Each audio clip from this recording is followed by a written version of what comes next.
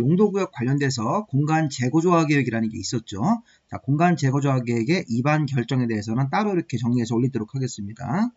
자, 우리 일단 공간재고조화계획의 입안과 결정을 볼 건데, 자, 일단 공간재고조화계획은 여기 1번, 2번, 3번이 눈에 보이네요.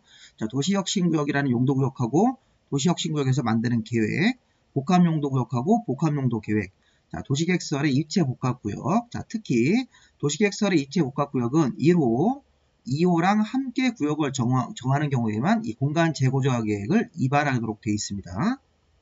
그러니까 이 3번 조항을 반대로 해석하면 도시계획설의 입체복합구역을 지정하기 위해서 공간재고조화계획 같은 것들을 입안하는데, 그러려면 1호 도시혁신구역과 함께 이걸 입안을 하든지 복합용도구역하고 함께 해야지, 함께 하지 않고 단독으로 도시계획설의 입체복합구역을 지정을 한다면 공간재고조화계획이 아니라 그대로 도시관리계획 결정, 도시관리계획의 입안 결정으로 가야 되는 겁니다.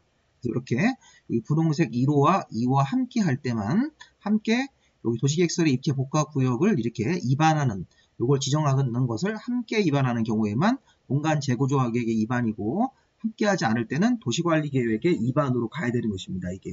자, 1번, 2번은 그냥 조건이 없으니까 공간재고조화계획의 입안으로 가야 되는 것이죠. 자, 다시 한번 읽어보시면요. 공간재고조화계획은 여기 1번이나 2번이나 3번 같은 구역을 지정하거나 요 계획을 수립하는 건데, 누가 합니까? 관청이. 입안권자가 특별광역자치시, 자치도의사, 시장군수 같은 각 도시의 장들이 다음 각 호의 용도구역하고 해당 용도구역에 관한 계획, 요 계획을 말하는 겁니다. 자, 이런 것들을 용도구역을 정하고 요 계획을 수립하기 위해서 공간재고조화계획을 입안해야 된다. 다만 3번 같은 경우는 1호와 2호와 함께 구역을 지정할 때만 공간재고조화계획이 입안이고, 함께하지 않을 때는 3번 같은 항목을 함께하지 않을 때는 1호와 2호와 함께하지 않았을 때는 도시관리계획의 입안으로 가야 되는 것입니다. 자, 그 다음에 우리 공간재고조화계획의 입안 결정 절차는 도시관리계획의 입안 결정을 준용합니다. 그래서 우리 예전에 배웠던 도시관리계획 입안 결정이 요거죠.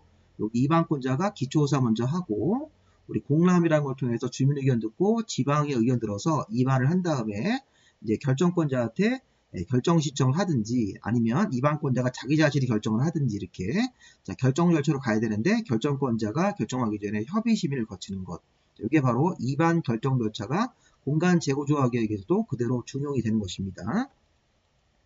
자, 그 다음에 여기 입안권자가, 우리 좀 전에 입안권자가 이 6명이 원칙적인 공간재고조화계획의 입안권자인데, 자, 국토부 장관도 입안권자가 될 수 있습니다. 자, 보시면 국토교통부 장관이 앞에 1호나 2호 규정에도 불구하고 여기 관할 특광시군수의 요청을 받아서 공간재고조화계획을 별도로 입안할 수 있습니다. 원칙적으로 이렇게 특별광역자치시와 자치도인데, 시장군수인데 6명인데, 국토부 장관도 도시 경쟁력 향상 같은 걸 하기 위해서 여기 특광시군수한테 요청을 받아가지고 요청에 따라서 공간재고조화계획을 입안할 수 있습니다. 자, 그 다음에 자, 공간재고조화계획 입안 제한. 자, 우리 예전에 배운 거 기억나시나요? 도시관리계획의 입안 제한하고 유사합니다. 자, 근데 우리가 여기서 포인트는 뭐냐면, 주민이 도시혁신구역을 정해달라고, 복합용도구역을 정해달라고, 또는 도시계획설의 입체복합구역 지정을 해달라고 공간재고조화계획 입안권자한테 가서 입안을 제한할 수 있습니다. 자, 문제는 뭐냐면, 제한할 때 이 동의 요건 잘 보세요. 자, 하나는 3분의 2고 하나는 5분의 3입니다.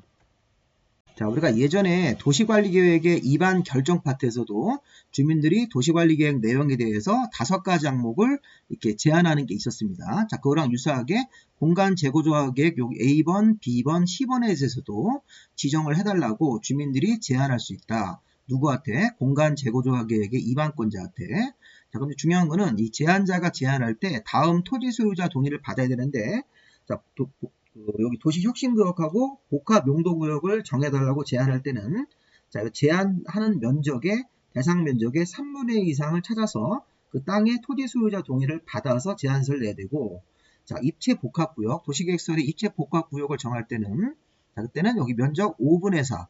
자, 여기 보시면 도시혁신구역, 복합용도구역과 함께 이렇게 지정을 하거나 여기 관련 계획과 함께하는 경우에 한정을 해서, 자, 어쨌든 입체복합, 도시계획설의 입체복합구역을 제한할 때는 그 제한하는 면적의 5분의 4 정도를 찾아서 5분의 4에 해당되는 토지 소유자 동의를 받아야 됩니다.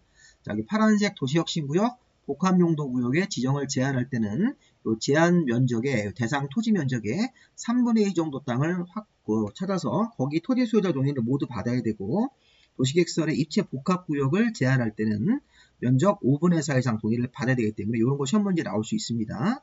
그리고 동의요건을 따질 때, 토지 면적 동의요건을 따질 때, 이 전체 토지 면적의 5분의 4를 계산할 때, 이 토지 면적의 국공유지는 제외되어 있습니다. 자, 제안을 받은 장관이나 시도지사나 시장군수, 아까 입안을 제안을 누가 받습니까? 여기 보시면 공간 재고조합계획의 입안권자인데, 아까 입안권자가 우리 원칙적으로 누구였습니까?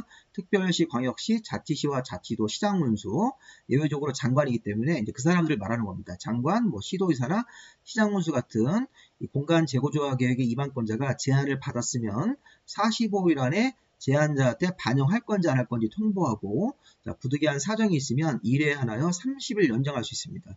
자, 우리 요 내용도 우리 예전에 도시관리계획의 입안 제안 같은 거 할 때, 용산, 기지도 이런 거 할 때 그거랑 유사하게 답변 통보하는 기간이 정해져 있습니다. 45일, 30일 연장. 우리 예전에 도시관리계획의 입안 제안 같은 거 할 때도 45일, 30일이 나왔으니까 공통적으로 이렇게 적용되는 조항이라고 볼 수 있습니다. 자, 제3자의 참여는 뭐냐면, 여기 제3자가 제안할 수 있게 기회를 주라는 건데, 자, 이게 뭐냐면, 자, 공간 재고조합계획의 입안을 제안받았습니다. 앞에서 이어지는 거네요. 자, 공간 재고조합계획 입안을 제안받았는데, 자, 이 제안받은 입안권자가, 자, 여기 공간 재고조합계획으로 지정된 용도구역 안에 국공유지 면적하고 여기 보시면 국유재산은 국가재산, 그 다음에 공유재산은 지방자치단체 재산인데, 예를 들어서 국가 땅이라든가 지방자치단체 땅의 면적의 합이 전체 용도구역의 50%를 초과하면 기존의 제안자 말고 제3자한테도 제안이 가능하도록 제안의 개요를 공고해야 됩니다.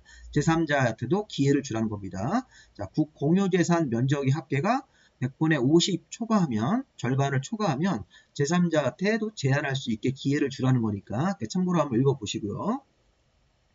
자, 공간 재고조합계획의 내용. 자, 우리 공간 재고조합계획은 어떤 경우에 아까 우리 입안했습니까?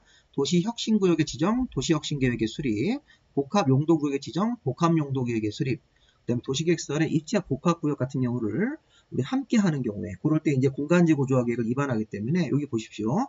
공간 재고조합계획에는 다음 각호사항을 포함해야 된다. 1번, 도시혁신구역, 복합용도구역, 여기 입체 복합구역의 위치, 어느 위치에다가 하고 있는지, 그 다음에 여기 해당되는 용도구역에서 만들어지는 계획이 있었죠. 도시혁신계획이라든가 복합용도계획 이런 것들이 공간재고조합계획의 내용이고, 그 다음에 이 공간재고조합계획에는 도시기본계획을, 기존의 도시기본계획이 변경되는 사항이 있으면 어떤 사항을 변경할 건지, 또 도시관리계획 같은 경우도 변경이 되는 사항이 있으면 공간재고조합계획에다가 도시관리계획 변경, 기존 거랑 다르게 변경되는 사항도 내용으로 포함합니다.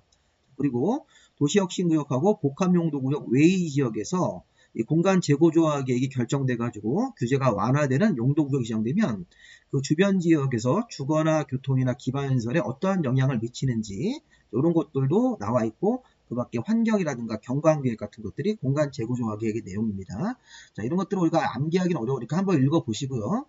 자, 공간 재고조합 계획의 결정은 시도지사, 그 다음에 시도지사 아니면 국토부 장관이 이제 결정권자가 됩니다. 여기 보시면 시도지사하고 국토부 장관이 결정권자다. 대도시의 시장은 따로 언급이 안 돼 있으니까 보시면 시도지사가 직접 결정하든지, 좀 전에 우리가 공간 재고조합 계획 같은 경우를 입안하는 사람이 특별시, 광역시, 자치시, 자치도, 시장 군수였고, 예외적으로 국토부 장관도 입안할 수 있었습니다. 공간 재고조합 계획의 입안권자가 특별시장이라든가 광역시장, 자치시, 자치도 이런 사람들은 자기 자신이 직접 결정하고, 시장군수 같은 사람들이 입안했을 때는 도지사한테 결정을 받아야 되는 것입니다. 이렇게 신청을 받아서.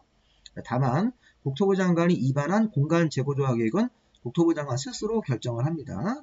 자, 그 다음에 우리 공간 재고조합 계획을 결정을 할 때 이 장관이나 시도지사가 공간 재고조합 계획을 결정할 때 이거 앞에서 본 거네요. 자, 관계 행정기관의 장과 협의하고 이렇게 심의를 거쳐야 됩니다. 근데 협의 요청을 받은 여기 관계 행정기관의 장은 특별한 사유가 없으면 30일 안에 의견을 제시하는데, 근데 보세요. 도시혁신구역을, 이거 앞에서 우리 배웠습니다. 도시혁신구역에 대한 세부사항으로, 자, 다른 용도구역 말고, 그래서 복합용도구역하고 도시계획설의 입체 복합구역 같은 경우는 요 결정을 하는 과정에서 협의 요청을 받으면 요 행정기관의 장들이 30이라는 의견을 내는 건데 도시혁신구역은 신속하게 하기 위해서 도시혁신구역을 지정하는 공간 재고조화 계획 결정할 때는 10일 안에 의견을 제시하도록 되어 있습니다. 요거 구별을 좀 하셔야 됩니다. 요거. 그래서 우리가 도시혁신구역 지정은 신속하게 하기 위해서 협의 요청을 받은 여기 행정기관의 장들이 협의 요청을 받은 행정기관의 장이 공간 재고조화 계획 결정을 신속하게 하기 위해서 10일 근무일 기준으로 10일 안에 의견을 제시하게 있고 다른 거 복합 용도구역이라든가 도시계획설의 입지 복합구역은 결정하는 과정에서 30일 정도 안에 의견을 제시하면 되도록 되어 있습니다. 이거 한번 잘 보시고요.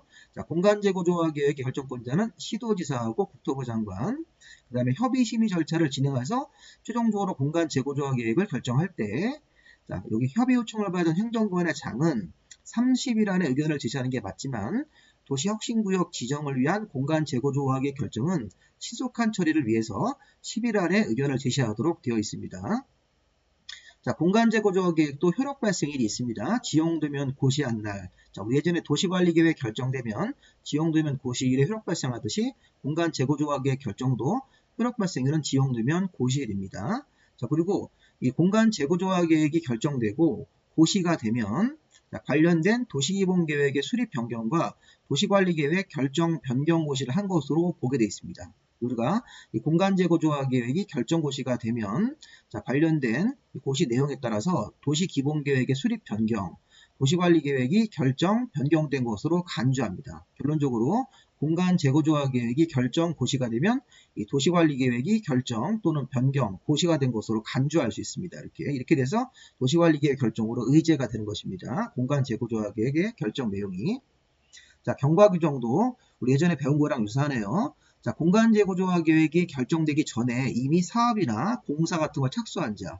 그래서 우리 공간재고조화 계획이 결정 고시할 당시 이미 사업이나 공사에 착수한 사람은 자, 이 사업이나 공사가 새로 이 결정 고시가 된 공간재고조화 계획하고 안 맞더라도 별도의 어떤 허가 같은 거, 신고 같은 거 없이 공사를 그냥 계속하시면 되겠습니다. 자, 그리고 공간재고조화 계획의 내용은 도시관리계획으로 관리하도록 되어 있습니다. 자, 여기까지 공간재고조화 계획의 입안 결정 내용을 봤으니까 이 공간재고조화 계획 내용을 가지고 한 문제를 낼 수 있기 때문에 제가 따로 이렇게 용도 구역 다음에 따로 이렇게 강의를 만들어서 요거를 올렸습니다. 자, 참고로 해서 한번 읽어보시고 나중에 관련 문제도 한번 풀어보십시오. 자, 일단 여기는 우리 새로 생긴 거기 때문에 기출문제는 없는 부분이기 때문에 일단 이렇게 한번 관련 내용들만 숙지하시기 바랍니다.